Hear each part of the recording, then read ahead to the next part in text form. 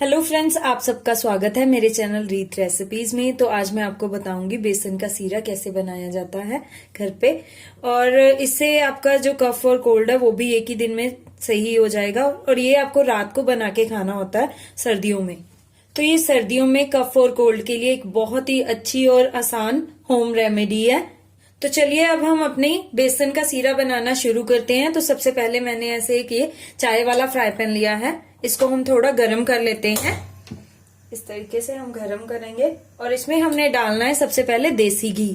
तो ऐसे मैं सबसे पहले एक बड़ा चम्मच देसी घी डालूंगी इसमें और इसको हम अच्छे से मेल्ट करेंगे। तो ऐसे हमारा ये देसी घी गर्म हो चुका है अच्छे से और मेल्ट भी हो गया है प्रॉपरली। अब हम इसमें डालेंगे एक बड़ा चम्मच बेसन। इसको हमने साथ साथ चलाते रहना है।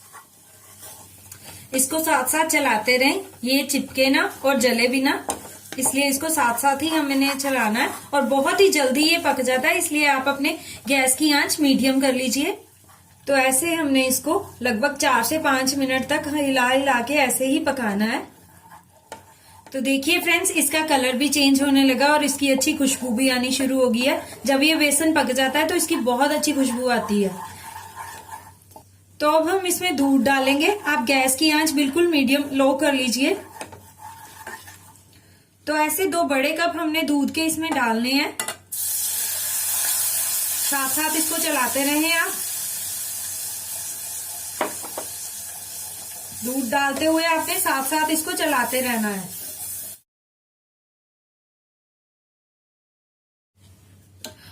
तो ऐसे अब हम इसमें चीनी डालेंगे। चीनी आप अपने टेस्ट के अकॉर्डिंग डाल सकते हैं, जितनी भी आप खाते हैं, मीठा कम या तेज जितना भी आप खाते हैं। मैं यहाँ पे एक बड़ा चम्मच चीनी का इसमें डाल रही हूं। तो ऐसे एक बॉयल आने तक आप इसको अच्छे से पकाएं। जब ये बॉयल आता है इसमें तो ये गाढ़ा भी हो जाता है। अभी आपको ये पतला दिख रहा होगा। तो ऐसे देखिए हमारा ये सीरा थोड़ा थोड़ा गाढ़ा होना शुरू हो गया है। अब हम इसमें डाल देंगे थोड़े से पीसे हुए काजू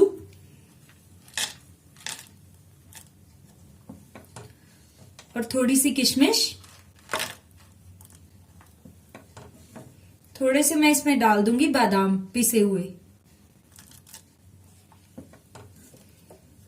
तो आप अपने अकॉर्डिंग इसमें पिस्ता या कोई और भी ड्राई फ्रूट अगर ऐड करना चाहते हो तो वो कर सकते हो। तो ये अभी हमारा ये सीरा जो है वो पक ही चुका है, लेकिन हम 1 मिनट तक इसको और पकाएंगे ताकि हमारे ये जो ड्राई फ्रूट्स हैं वो इसमें अच्छे से मिक्स हो जाएं।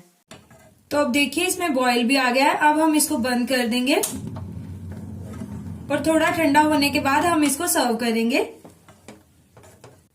तो ऐसे हम अपने सीरे को सर्व करेंगे मिट्टी के बर्तनों में।